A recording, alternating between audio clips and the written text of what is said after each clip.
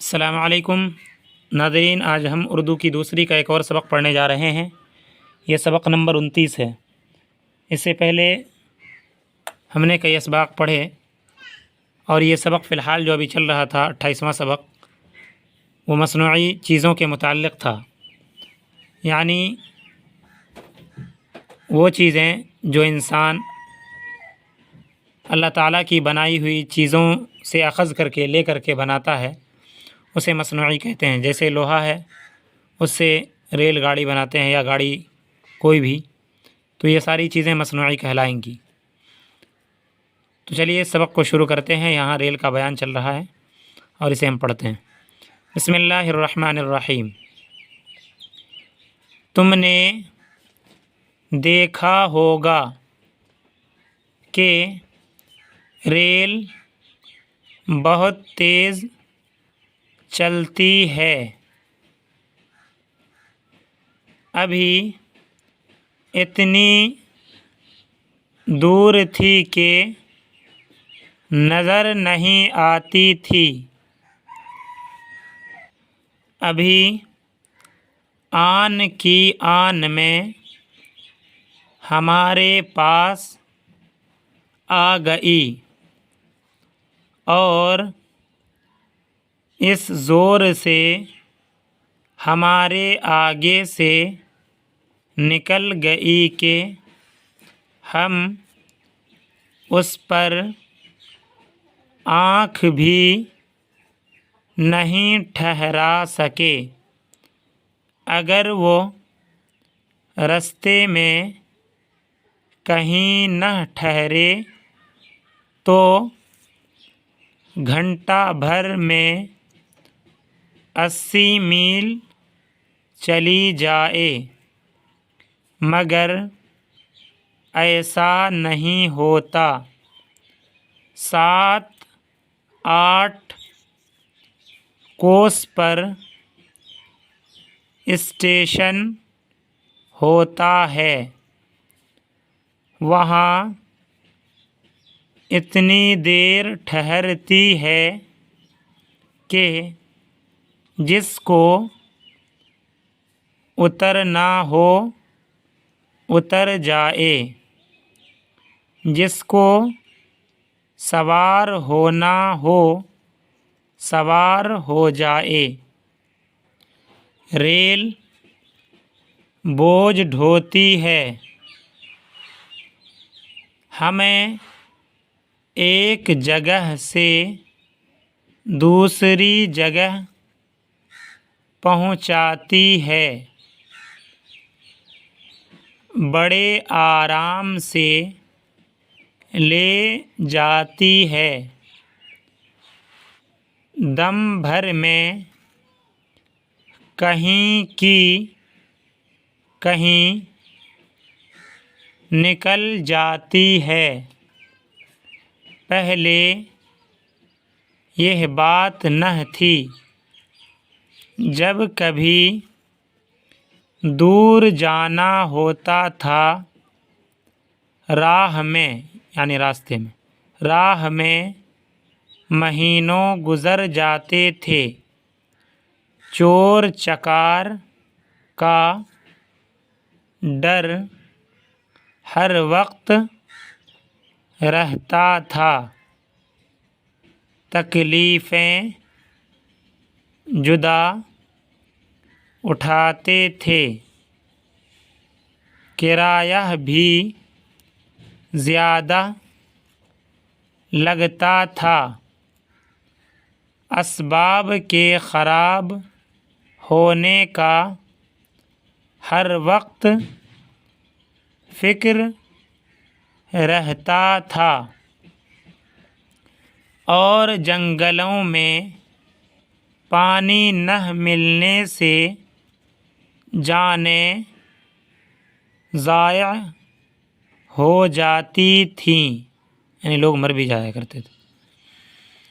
اب آرام سے ریل گاڑی پر بیٹھ جاتے ہیں، اسباب بھی اسی میں لاد لیتے ہیں۔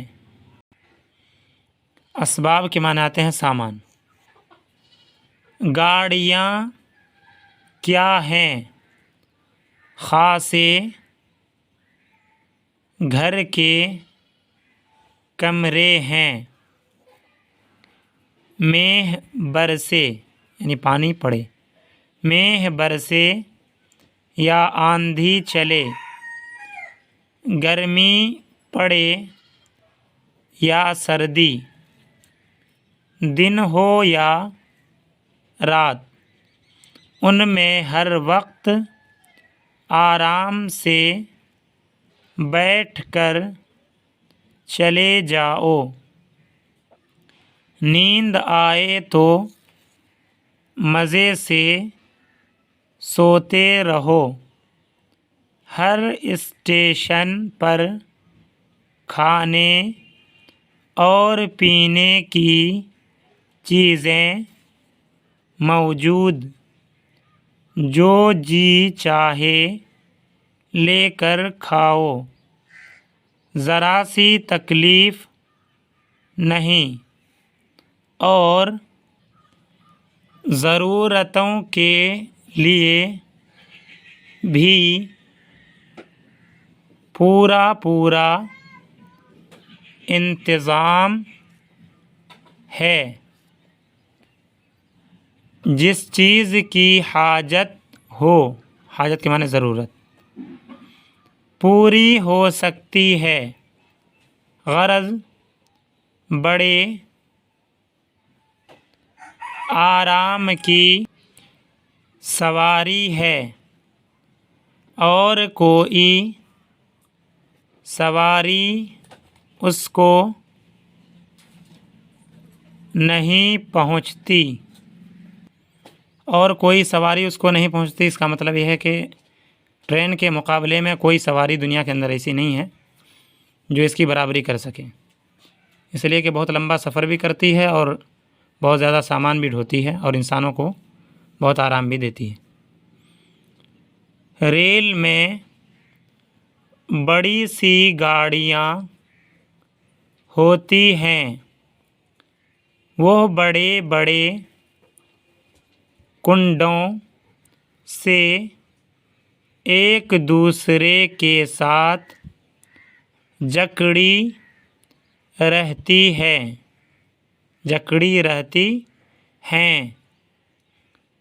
یعنی جڑی ہوئی رہتی ہے۔ جو سب سے پہلی گاڑی ہوتی ہے، وہ سب گاڑیوں کو کھینچے لیے جاتی ہے، اس میں بہت سی کلیں ہوتی ہیں، اس کو انجن کہتے ہیں، اس میں آگ جلانے کے واسطے ایک بڑا تنور سا ہوتا ہے۔ یہ پرانی ٹرینوں کا تذکرہ چل رہا ہے، اس لیے کہ کتاب بہت پرانی ہے، اب تو بجلی پر گاڑی چلتی ہے اور پٹرول پر، جس کے ساتھ ہی ایک حوض پانی کا بھرا رہتا ہے، اور جس طرح آدمی کے بدن میں رگیں ہوتی ہیں، اس حوض میں سے کئی نلیاں نکلتی ہیں، حوض کا پانی آگ سے تپ کر بھاپ بن جاتا ہے، یہ بھاپ ان نلیوں میں چلی جاتی ہے، اور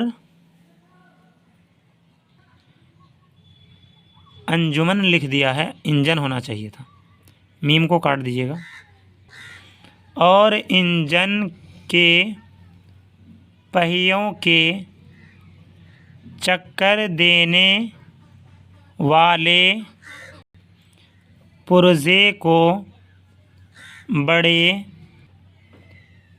زور سے پھراتی ہے، مگر یاد رکھو کہ بھاپ کے زور سے انجن کے پہیوں کو حرکت دیتی ہے اور وہ چل پڑتا ہے۔ بعض لوگ اس کو وہ پڑھ دیتے ہیں، وہ نہیں پڑھیے گا، وہ پر پیش کے ساتھ، وہ ہندی میں ہوتا ہے۔ وہ چل پڑتا ہے، اس کے ساتھ ساری گاڑیاں بھی چلنے لگتی ہیں۔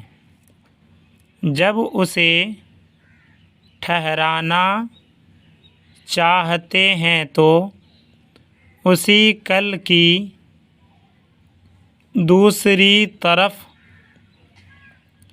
دبا دیتے ہیں۔